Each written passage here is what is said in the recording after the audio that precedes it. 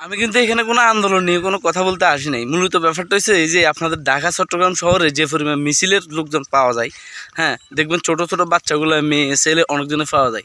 আপনি যদি চান সারাদিনে 500 টাকা ইনকাম করতে পারবেন বসে বসে, কোনো কিছু করা লাগবে না। সেটা হচ্ছে ঢাকা শহর, ঠিক আছে?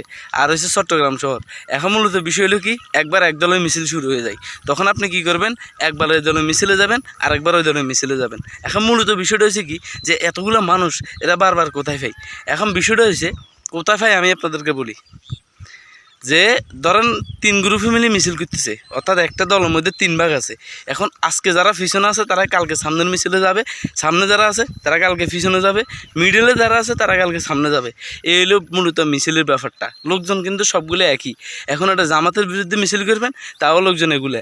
বিএনপির বিরুদ্ধে মিছিল করবেন, তাও এগুলা। সমন্বয়কের বিরুদ্ধে মিছিল করবেন, তাও এগুলা। মানে একগুলাই লোক, এগুলাই সবসময় কী করে, একবার এক দলে যায় মিছিল করে। এটা হলো চট্টগ্রাম ঢাকা শহরের প্রতিবাদী কণ্ঠস্বর মিছিলের গুপ্ত রহস্য।